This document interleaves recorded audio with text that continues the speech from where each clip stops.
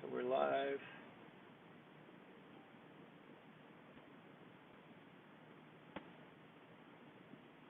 Okay, stand by.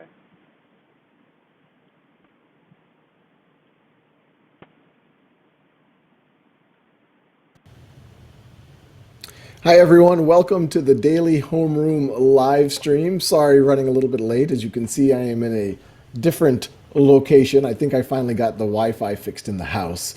So we're going to try this. You might hear some screaming kids every now and then, but that just will add a little bit of flavor to the experience.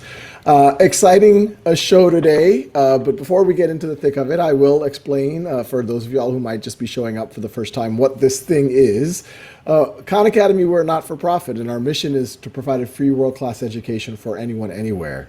And when we saw, it seems like a lifetime ago, but now 5, 6, 7 weeks ago, that we had these mass school closures, not just in the US, but around the world, we saw, given our mission, given that we've been creating content and tools to support parents, teachers, students for the last 10 years, that it's really our duty to step up even more during this crisis. And so above and beyond all the learning materials that'll hopefully keep folks learning, we've been trying to do parent webinars, teacher webinars, this live stream, just as a way to stay in touch.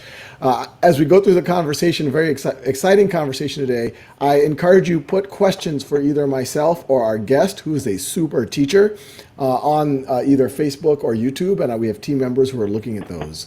I do like to remind folks, Khan Academy, as I said, is a not-for-profit. We exist because of philanthropic donations. If you're in a position to do so, please think about donating to Khan Academy. I do want to give special thanks to several corporate partners who've stepped up in the last few weeks to allow us to do this work. We've been running at a deficit even before the crisis, and you can imagine our costs have gone up. We're seeing 3 times the server load that we typically see, and we're trying to accelerate a lot of programs. So special thanks to Bank of America, Google.org, AT&T, Fastly, Novartis, and we need more help. So anyone out there who wants to help us out more, either as an individual donor or as a corporation, please reach out.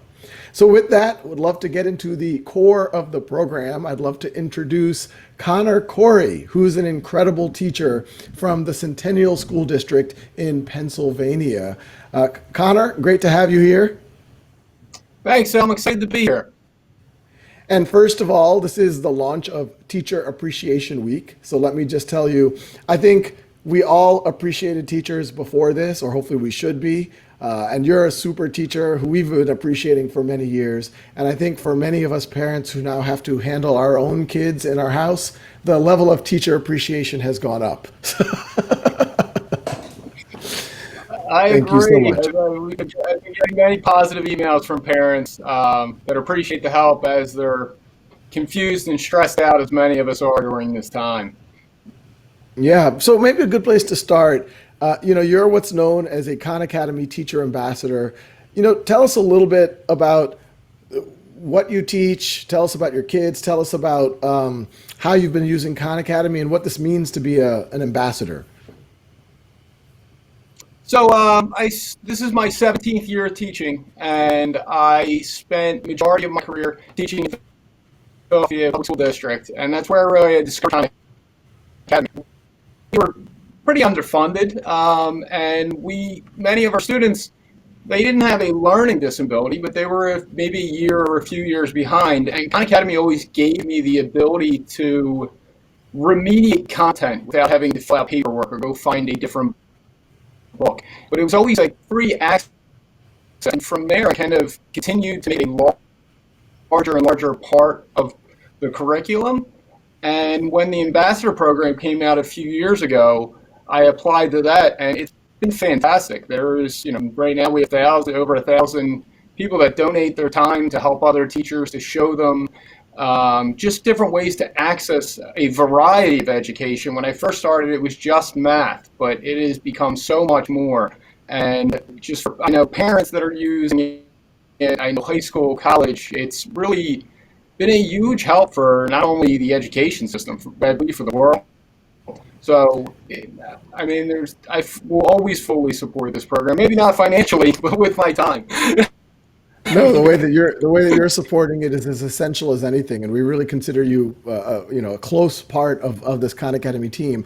I think one of the things that has really, you stood out as an ambassador for Khan Academy. Obviously we put those resources out there, and we have efficacy studies that if students are able to put in the time, they're able to accelerate their learning. But the key question, and we've been trying to answer this, many people have been asking this in this live stream and other places, is, well, how do we motivate kids to do it? Especially they're at home now. It's not the same as being in a classroom. What were your techniques before COVID? And then what tips do you have for parents and teachers and even students themselves to stay motivated during this crisis? Motivation's always been fun for me. While I was teaching, I always looked at it as our students are so drastically different and come from different backgrounds. I could buy an Xbox and put that as a prize, but then there's a kid in the class that has two Xboxes. That doesn't motivate him.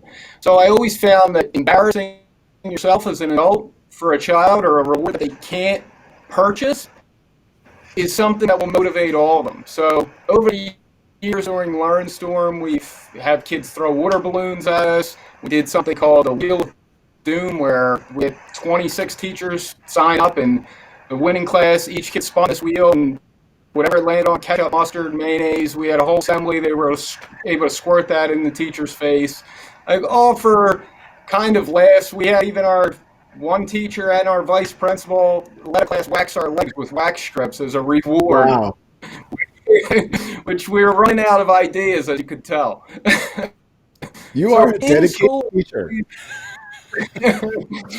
in school, it's always, I have the sense of humor of a middle school kid. Or maybe, So or maybe waxing your legs would not be quite as painful as mine. I am anyway. That's all. I don't know. Forget. But that Just was always extrapolate my fun. beard, and you know what my legs look like. Sorry. TMI. Sorry, I kept doing. I mean, No, but that's it's fascinating. fun. Keep going. It's just always been fun. And now at home, we're just trying to do the same things and trying to keep it that interaction with the students. We did yesterday, they finished, we tied many of the parents were nervous. They weren't prepared for 7th grade math. I teach 6th grade math. So they're very nervous with everything that's happened. So I spent a week and only assigned them growth mindset activities that we did earlier in the year during LearnStorm. And I wanted to reinforce that, especially at this time. And then the last week, I gave them 7th grade assignments without much teaching. I was kind of like, you have the background knowledge. I want you to try these things a few times. Remember, you're going to get them wrong. Remember to practice what we did last week with growth mindset. And if you have finished these assignments as a group, I have 70 students, then I will do the blender challenge. And I would blend up 7 things in my fridge and drink it on camera for them. And we had parents sign up also. So I told them to sign their parents up. But today I've watched like 8 different videos of parents laughing with their kids, blending up disgusting things in the fridge, all for math, just to kind of get them laughing again and just sitting around. So we've been trying to do stupid stuff like that, and I have a student now giving me requests. I have 2 rules. It has to be free and legal. Those are my only 2 rules, and I'll do it. That's very. I love that because we always talk about motivation. We either think it has to be some deep psychological mind trick that you play with kids, or maybe we do defer to kind of the not as healthy rewards, like here's some sugar, here's some not so good screen time. But what you're saying, this is really fun. It's these memorable, quirky. You just have to have a little bit of a willingness to subject yourself to the whim of a child. You accomplish this. I, as your parent or as your teacher, am willing to do what you want, something fun, quirky, as long as it's legal and no one gets hurt, so to speak. So Yeah, that's pretty much how we do it. and related to that, I have this first question from Facebook. Scott Yang asks, "Hi Connor, how does it feel to teach from home?" So you described kind of what you were doing pre-COVID. I am curious. I think a lot of teachers and parents are curious. So how are you keeping that same, or can you keep that same level of energy or connectedness with your students right now? How are you trying to do that? I'm trying to. I don't I don't believe it's possible to do the same way because I can't see my students' face live as I'm kind of recording lessons and sending them and answering questions when they record something back. But I know when I'm in class, when Jacob's nodding and I'm talking, he has no idea what I'm talking about, and I have to kind of step in there. But I can see, when one student doesn't sit with the friends they usually sit with, that maybe they're having a bad day and something's going on. And as teachers, we're aware of those things, and we really try to focus on that social piece just as much. And it's very difficult this way. And it's also I'm fortunate enough to still have my employment, but many of our parents have lost that. And there's kids. I have 4 children of my own throughout the house. I can't believe they haven't interrupted us yet. But we're trying to get everything organized while I'm teaching as well and sharing devices. So it is difficult and it's high stress. And I think as parents, we need to kind of give ourselves a break from making sure every little thing is done and kind of not to cause more stress than learning during this time. But I'm trying to do my best. I don't have all the answers. I can tell you that.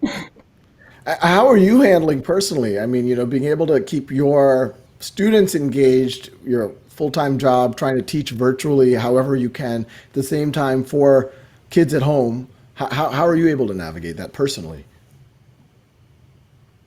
Personally, I think I'm doing okay. I have a great family. I have a loving wife, very supportive, and I try to keep my mindset and find the positives in things that are going on, and the positives of getting this much time with my children and my family, and to really focus on that for the many negatives that you can see on the news and the many things that are going on here in Pennsylvania as we have severely high cases of COVID.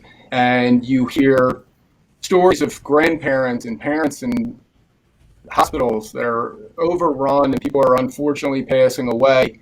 I think it's a good learning opportunity for my children to kind of, work on ourselves and make sure that we're just trying to stay upbeat, to give yourself time. It's okay to meditate and give yourself 20 minutes to think before your day starts. It's very helpful.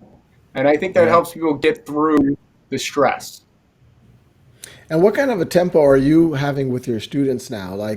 Are you recommending, so these are 6th graders, are you recommending them do a certain amount of Khan Academy or get certain goals? It sounds like you're also recording some of your own lessons. Are you also trying to do some Zoom or Google Meet? What are the different ways? How does that work right now for you with your students?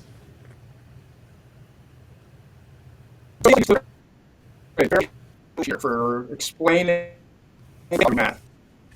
And it's been great to post a video, and then they can post videos right back to me. So the lesson will be on Khan Academy, where I use whatever topic. Like we were doing circumference last week. So I will kind of teach it on this little board back here. I know it looks like I'm in a fancy classroom, but I'm actually in my basement. And it's just,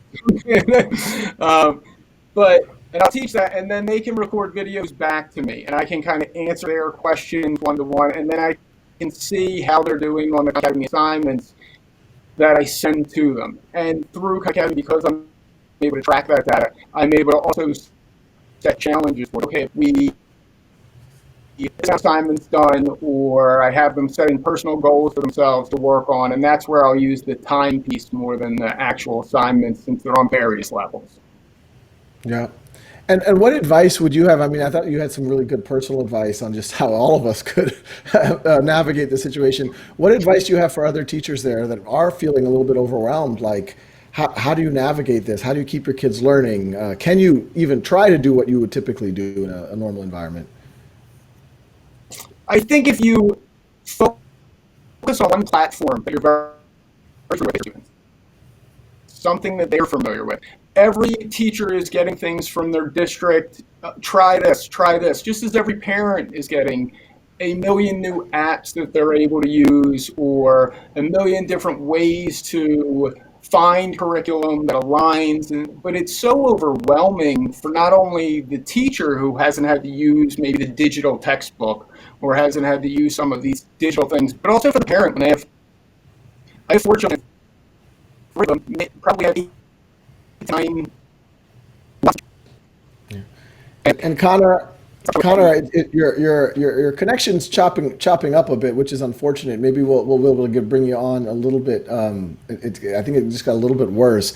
But what we'll do is I'll wind down here. I'll tell everyone, please feel free to ask questions for either myself or Conor, and I'll go into kind of a little bit of a ask me anything mode. But Conor, if your internet is not choppy, any parting thoughts for folks on how to teach or learn? Maybe what message would you have for students in this environment who are trying to learn at the same time deal with everything else? I think trying to learn this environment, you really have to focus on growth mindset. And for our older students, to look through Khan Academy's career section.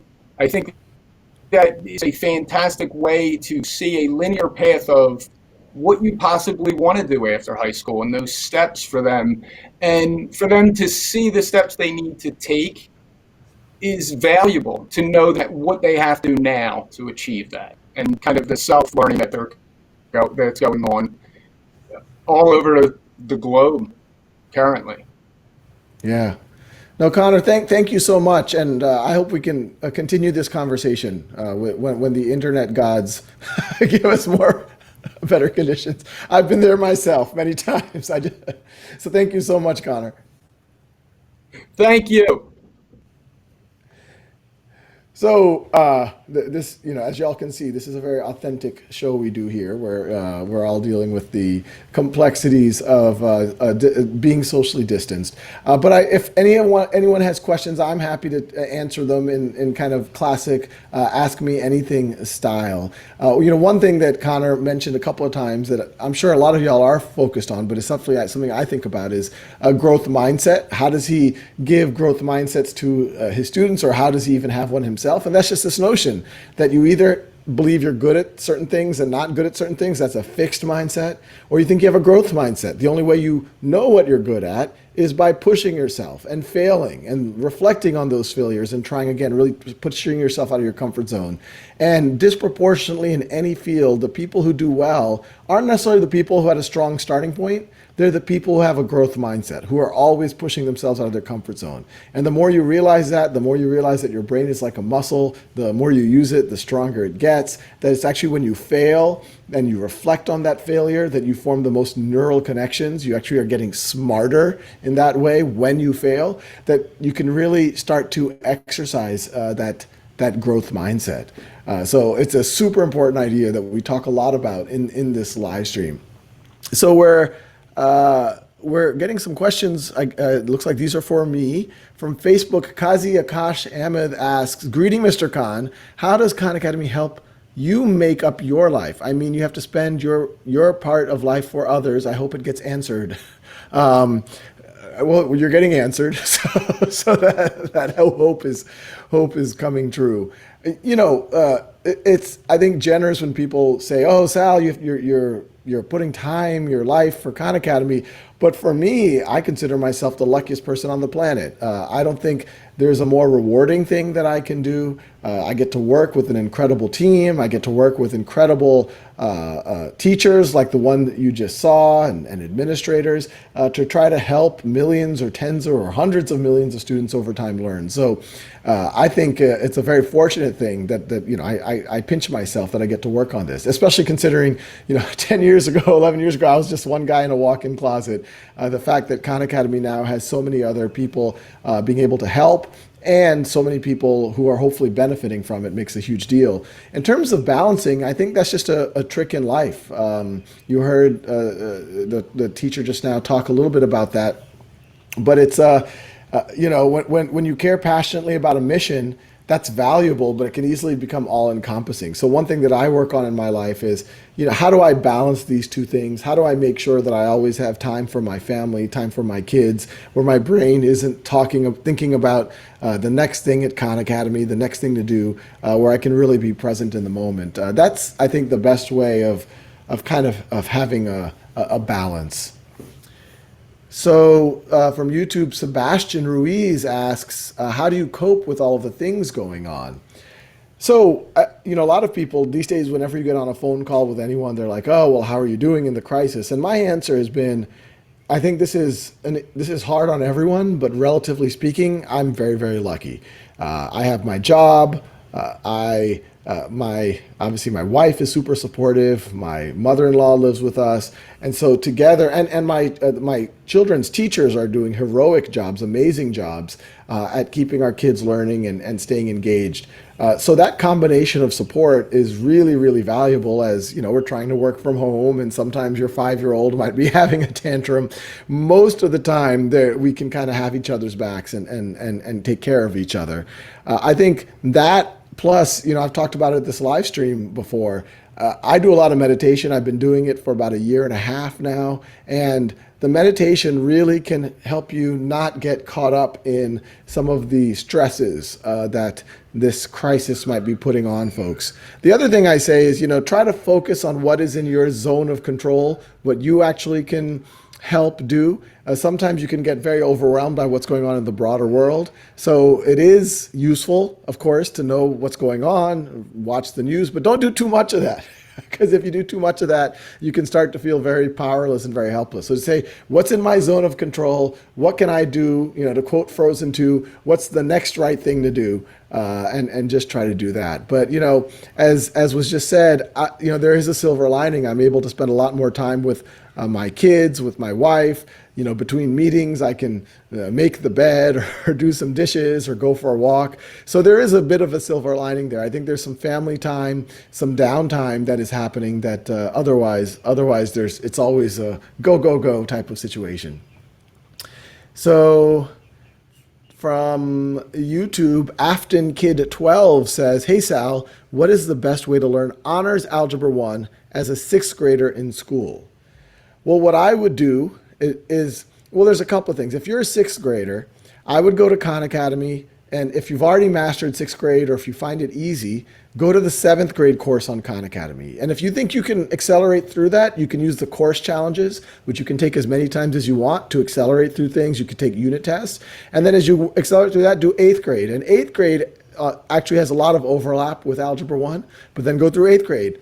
And then you can go into the Algebra 1 on Khan Academy. Now, if you feel like you're prepared, you could go straight to Algebra 1, try to engage in those first units. And if it's making sense, keep going. But what I would say is try to find what you need, use the course challenges and unit tests to accelerate as necessary.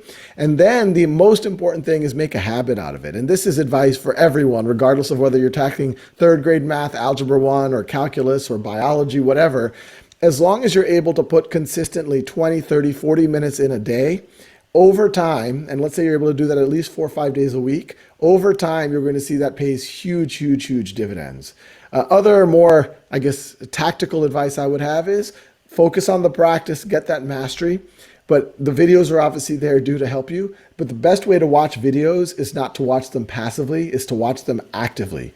So think about, if a problem shows up in the video, pause the video. Many times in the videos I make, I tell you, pause the video, do that, try to work it out on your own. If once I say I'm making the video and you see it's worked through, try to pause it, see if you can do it yourself on your own. And these are just good practices. These are things that I used to do in school, where if the teacher ran through a proof or did an example, I would either try to do it before the teacher did it on the board, it was very active, or once they did it, I would then not look at their work and try to see if I could replicate their thought process. So if you have that active learning with the videos, you worked on the exercises, you put that 30, 40 minutes a day, you don't stop learning, you keep learning through the summer, I have no doubt, especially given that you're asking this question and you seem quite eager to keep learning, which is awesome. Don't lose that eagerness.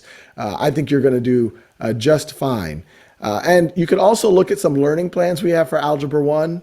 You can look up learning plans, Khan Academy. You'll see the one for Algebra 1. It can pace you between now and the start of next school year to see how you can pace through that. But I'm confident that if you're motivated, you put that 20, 30 minutes a day in, you're going to do just fine. Afton Kid 12.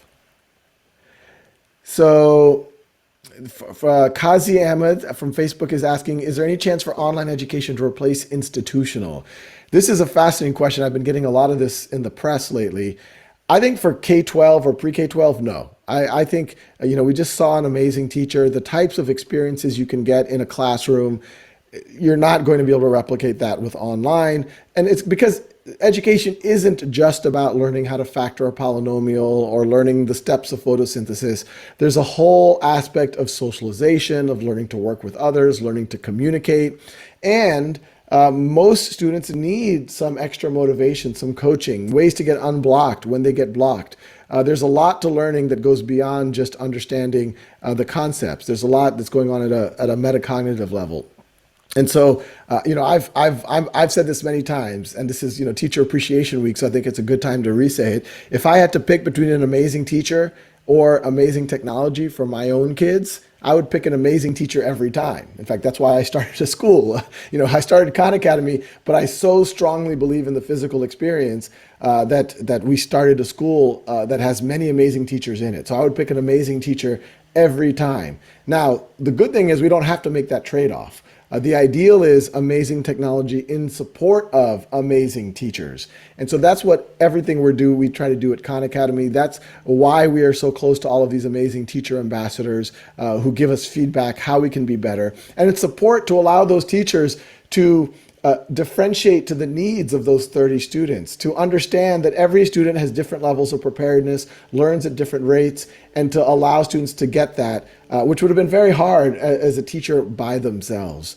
So I don't think it's a replacement. Now, when you get into, there are circumstances in the world where kids in some war-torn place, the refugee camp where they don't have access to school. Well, in those cases, yes, online can be a very good thing to keep people learning. There's situations right now because of COVID where certain school systems haven't been able to support their students as much as others. Well, online learning obviously is a very powerful way to keep students learning. And then as you get into almost adulthood or being a young adult or an adult, that's where I think online learning can be very powerful.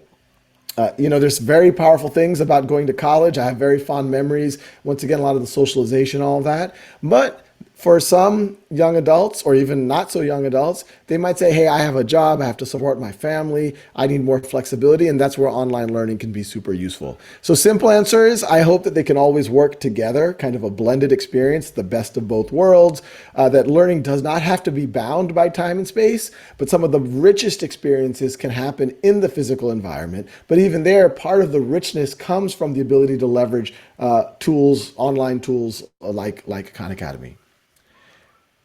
So Irada Irmo from YouTube is asking, can you talk about taking responsibility such as becoming a doctor, but you don't have the confidence or consistent study habits?